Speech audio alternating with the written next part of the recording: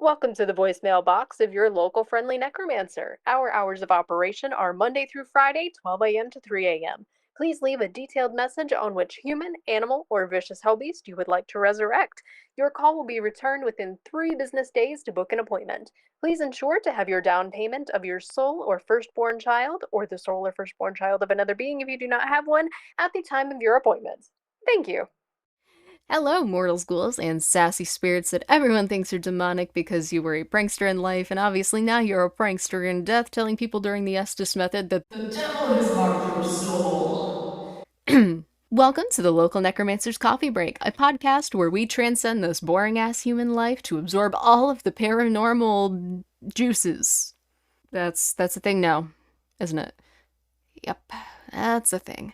My name is Wrenna Stone. I am an author, paranormal investigator, and totally not the local necromancer because apparently Pennsylvania doesn't like that. But in San Francisco, you only need a permit. I bet you guys are wondering what is set up next to me that keeps talking. I do have some equipment set up next to me. I also have my podcast notes below me because my brain doesn't work half the time, so I need notes to keep me going. So you guys are probably gonna see me reading a lot off of the page. That's just because otherwise I can't words. I can't words. It doesn't matter that I'm a writer. I can't words. Beside me here, I have obviously my coffee mug over. Wow, viewfinders are a thing. This is sacred land. We're doing things. Because this is Spirit Talker. It is a phone app. Usually I'm skeptical of phone apps, but this one? Like, I keep my phone in airplane mode. I turn off my data. I turn off my Wi-Fi. It's all set up like it should be. And it gets some scary accurate answers. So I'm actually going to be posting another video on this channel because while I was trying to film and set up for this first podcast episode, things in my house kept happening because, long story short, yes, Wrenna, your local necromancer paranormal investigative author, lives in a haunted house. Never lived like in a super haunted house growing up. The only spirits that ever were there were, we believe, loved ones. So they were pretty chill. This place is a little bit different. This is Spirit Talker. Inspiration. It's giving me inspiration. I don't know. We'll just go with it. But anyway, this, I just kind of keep it up in the background. I'm just curious to see, like, as I'm talking about haunted locations, if maybe some words will come up that relate to what we're talking about. I also have my EMF reader set up down here. For clarification, because these are on shelves next to each other, EMF can pick up on phone energies. I keep it low enough that it is not going to pick up anything. So, see, it's all the way up to the top of the bookshelf, and it's not freaking out.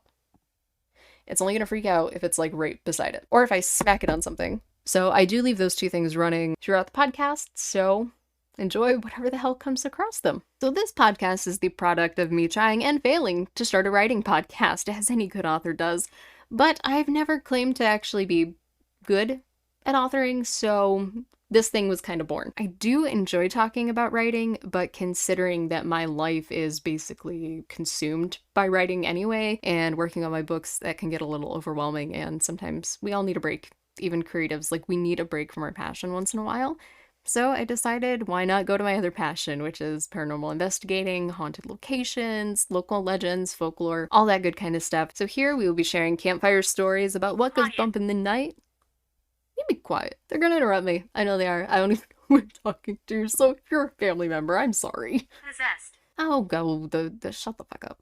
We're not letting anybody get possessed here. Nothing in this house is evil. At all. There is like an angrier, like, I don't even know if I'd say angry, just kind of grumpy spirit here. I believe it's one of the previous owners. It kind of matches up with some things that we've been told about that person in life. Whatever you're like in life, you're typically also like that in death. We don't let anything evil in this house, so I hear that, spirits. As I was saying, here we will be sharing campfire stories about what goes bump in the night and giving you all the history about various haunted locations. So what better way to start us off than with some Don't first tell people. this is a podcast and telling all the people. What better way to start off a podcast than with first-hand spine-tingling encounters? This is why I set this stuff up. It's basically like having a co-host, except I don't have to put up with a living co-host. I'd rather yell at dead people, because that's apparently what I do. I can't yell at the living, because I have anxiety, and I will shrink into a ball and start crying. You are beautiful. Thank you. Thank you. Annihilation. So, to begin our tale, I have been a ghost magnet since birth. There's no better way to describe it, honestly. Basically, if a location is haunted, the paranormal activity is going to follow me. My old boss, when I worked at the movie theater, once called me a ghost magnet because they hadn't had trouble with the theater, like, hauntings in a very long time. He said it had been years since I had any kind of paranormal activity until, lo and behold, I start working there. And then we're standing behind the concession counter, watching a door open and close by itself. So Ghost Magnet was born because every time I'd worked solo with him, lo and behold, again, more paranormal activity.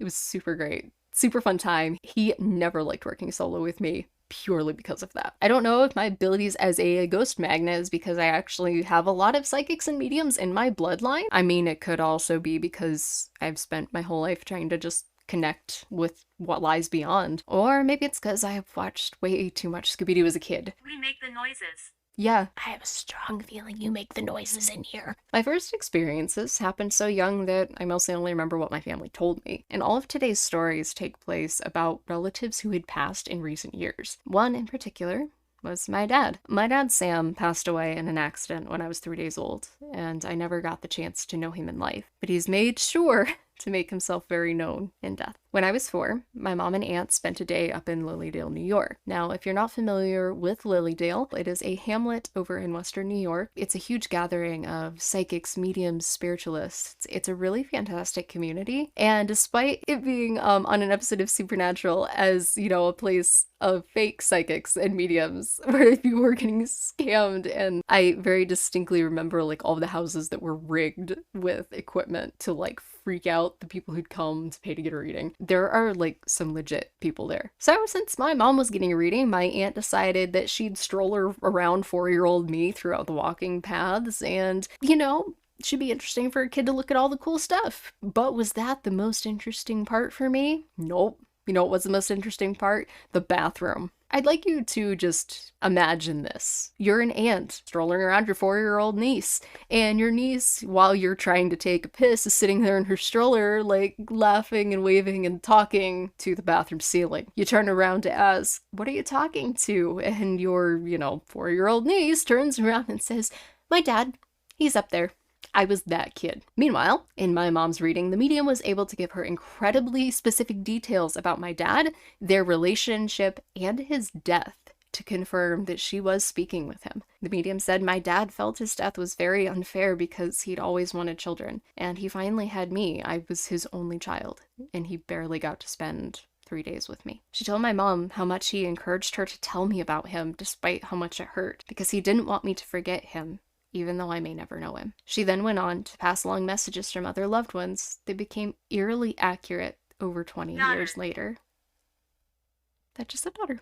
So the other messages from this medium I will actually talk about another time, because it's kind of a long and interesting story, and I kind of want to stay on track with just these couple of tales that I have for you today. You could write this off as a medium managing to guess the situation correctly without actually connecting to a past loved one. But considering she randomly tacked on a warning at the end for my mom to be cautious because she would become diabetic in the future, only for my mom to actually become diabetic about 10 to 15 years later, I'm gonna put my money on that medium being very correct. Needless to say, when my mom and aunt met up afterwards and compared notes on how my mom was getting contact from my dad, meanwhile my aunt was watching me talk to my dad on the bathroom ceiling, it was an interesting afternoon, and this definitely became something for the family history books. My name is Catherine. Well, hello, Catherine. It's nice to meet you. Thanks for joining the podcast. You are a guest on my podcast.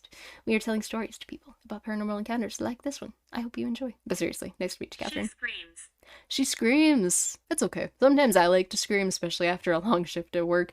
But anyway, yeah, that's the first story about how I was the small child going, "I see dead people." Now again, I have no memory of this. I don't know if I actually saw my dad floating on the ceiling like he drank tea with Mary Poppins. Who the hell knows? But it spooked the hell out of my aunt. Even to this day, like, she still talks about it. Second story happened a few months later. My grandpa passed away from lung cancer right before Thanksgiving that year, and I couldn't understand why he wasn't there for Thanksgiving and why he wouldn't be back for Christmas. And if there's one thing about child me, I would pester the living hell out of someone until I got an answer that was acceptable to me. I am totally not at all like that as an adult. My mom finally told me that Papa went to live with Jesus, and that's why he wouldn't be there with us anymore. I couldn't understand why I couldn't talk to him or why Jesus wouldn't let him come visit home. So eventually, my mom told me that the one way I could talk to my grandpa would be to ask for him when I dialed 1-800-HEAVEN. You should never tell a child to dial 1-800-HEAVEN to talk to their past loved ones, because I immediately grabbed our landline phone, dialed the number 1, and then proceeded to complain that our phone was broken because there was no 800. So my mom immediately taught me how to dial the 800 and then dial the word heaven. The call didn't go through. It's not an actual phone number. But that did not stop me from trying, especially when my mother was not looking. But apparently I wasn't very sneaky about it, because I had her help me with like dates, ages, stuff like that for this, because again, it was so long ago that I don't actually remember a lot of these events. So when I started reading this to her, she's like, oh yeah, I knew you were still dialing it on the phone. You weren't that sneaky. Look, child me thought I was a fucking ninja. Adult me knows I'm not, but I'd still like to pretend to be. So if you ever see me sneaking around, just humor me, okay? But apparently, one of my calls made it through. My mom came into the living room one day and found me like pacing circles in between all of the furniture, and I had this little toy phone held up to my ear. She hears me go, "This is Samantha. I want to talk to my papa." Because even though my pen name is Wrenna Stone, my real name is actually Sam. I was named after my dad. After I asked for my papa, there was a short pause, and I finally said, "Okay, I'll wait. Just go get him." A few seconds later, I was very adamantly talking to my papa. This went on for quite a few minutes. My mom's told me that I demanded to know why Jesus wouldn't let him come home, but somehow I ended up having understanding about this, even though I was just talking on a toy phone and clearly there was nobody on the other end. Eventually, I ended my call with a very direct, "Okay, Papa. I love you too." So when I got older, she asked me about the experience talking to my papa on the phone, because she was writing a yearly Christmas letter for all of her friends and she wanted to tell the story for the first time. And so I think after hearing about like me talking to my dad on the bathroom ceiling at Lilydale, she just never asked me about it when it actually happened, because I honestly just don't think she even wanted to know my answer at that point. I mean, how the hell's a 4-year-old talking to her papa on a plastic phone after she's been insisting for weeks and like notoriously calling numbers and knowing she's not getting through? Now all of a sudden I'm talking to him. Like, it wasn't just like me playing pretend. Like, this was something I was adamant about as a 4-year-old. Years later, she was surprised to know that I remembered that phone call.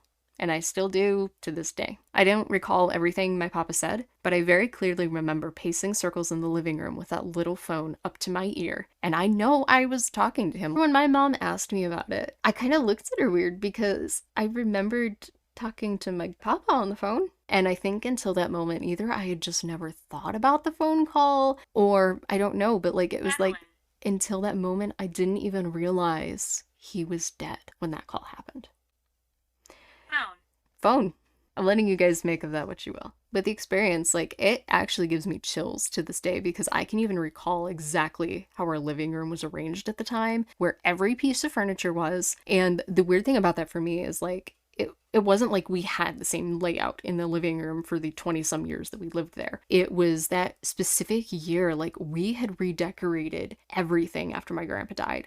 And it actually really didn't stay that way for a super long time. I think it was just one of those grief things of you kind of move things around, rearrange, just try to make it look different. And I remember the exact layout that we had for maybe only 2 months. As I got older, these experiences came across as less weird to my family and more like an overactive imagination. I mean, I was a Scooby-Doo obsessed child. Please don't be hiding in my attic. There's a hatch right up here that goes to it. That's not cool, man. It's dusty up there. On old insulation, it's not comfortable. What the fuck just touched my arm? We're gonna ignore that. I don't know if... was that my hair? Because I was going like this. Maybe it was my hair. Anyway. You know, I was a Scooby-Doo obsessed kid, so when you're playing pretend, looking for ghosts, stuff like that, overactive imagination, obviously. So going back a little bit, after my dad died, we kind of rushed back to Pennsylvania because my mom had been living with him all the way across the country and we didn't have family out there. We moved back here to be with my mom's family, and we actually like packed up everything and moved into my grandparents' house. And we had just a lot of like random things and boxes just kind of everywhere for a while. It got a little more cleaned up as time went on, but honestly, it was old stuff from California that we didn't need. So we just kind of would leave it because, okay, this is the pile of things we don't need, right? So I was convinced as a child that there was something in my bedroom. It wasn't a monster under my bed or in the closet, and it wasn't even the dolls that I would tie up inside mounds of blankets at night because I was afraid they'd murder me while I slept. Long story. It wasn't even anything I could see. But in the corner of my room, there was a wooden dresser filled with a lot of old stuff we never looked at, and the top was cluttered with like papers and knickknacks and stuff. Honestly, like it was part of the scenery at that point. I am paying attention to it. I think I always just kind of figured that it was like maybe stuff from my parents' old apartment or something. I don't know. I'd never honestly thought about it, but I would swear that there was a ghost in the corner watching me. And I would insist that it was a ghost as a little kid. Like, it wasn't anything else. Like, I think something's there. Like, there's a ghost there. And I could feel eyes on me when I would wake up during the night, or like when I was trying to fall asleep, like all of a sudden you just have that feeling like there's eyes on you. But it's not negative. Like, it's not anything scary. It just felt like something was watching over me. And being adamant as I was as a kid, I was determined someone was going to tell me what it was. But when your entire family is insisting, that nothing's in the corner, nothing's watching you, there's no monster under your bed, you're ugly. Here we just talking back to Spirit Talker over here.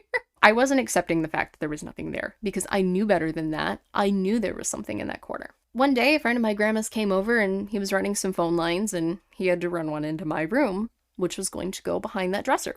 So we cleaned up the dresser and we moved it out from the corner a little bit. I kept telling him how I thought there was a ghost in the corner. So he grabbed us some hats and some flashlights and he decided he was going to take me ghost hunting. I don't even know what we did. Honestly, if we just shine flashlights around, I don't know. All I remember are hats and flashlights, which is really funny because, and this is a little bunny trail, obviously I just mentioned my real name is Sam. Well, this gentleman, a friend of my grandma's, his name, of all names in the world, was Colby. So, in another life, we could have cornered the YouTube market on paranormal and been the first Sam and Colby. I mean, it's really funny to me now because I do watch Sam and Colby's YouTube videos. I started out watching like other paranormal YouTubers, and then you know how it goes. Like YouTube just recommends you more videos and like it recommends you other investigators, and then those other investigators go on investigations with other investigators. And somehow I found my way to Sam and Colby's channel. They're one of the many paranormal YouTubers that I watch. So I've always found that really funny that their names are Sam and Colby because I'm Sam. I ghost hunted with a dude named Colby when I was like, 4 or 5 years old, however old I was. Like, this all happened. All of these stories I'm telling you today, like, they all happened at kind of similar times. It's really weird. So, like, as a young kid, I was definitely a lot more tuned in, I think, to things in the paranormal world. I think we all are as young kids. And then as we get older and more quote-unquote rational, we kind of lose a little bit of that. I definitely was tuned in. And I was paying attention and I wasn't taking no for an answer. This ghost hunt ended just like asking my family. It was, shine a flashlight in the corner and, hey, there's no ghosts there. You're perfectly safe. You're perfectly fine. You're not haunted. Yeah, bullshit. I knew better. But it honestly left me wondering if I was the only one that knew about this thing. Was I the only one that could feel it? Was I the only one that could see it? Did it only just come out at night? And because we were doing this in the middle of the afternoon, is that why he couldn't see this thing or feel something watching him? I didn't understand. And it didn't stop the feeling of being watched. Like, this continued throughout my entire life. Like, up until we moved just a couple years ago, like, I would still occasionally wake up during the night and feel like something was watching me. But then, when we moved about 3 years ago, I discovered an eerie truth. Because my mom asked me the one day when we were packing up our car to move everything to the new house, hey, on that wooden dresser, can you grab the box that's on there? I go to pick it up and it's like deceivingly heavy. And I made a joke about like it being full of bricks or something. And my mom's like, yeah, just please don't drop it because I don't want to be scrubbing your dad out of the floor. Because, that's totally not something that's going to make someone drop the thing that they're holding. This random wooden box that had been covered by papers and knickknacks in the corner of my room my entire life was my dad's urn. And no, I didn't know that. I never asked where my dad's ashes were. I knew he'd been cremated, but, as a kid, I really didn't talk about him a lot, even to family, just because it hurt.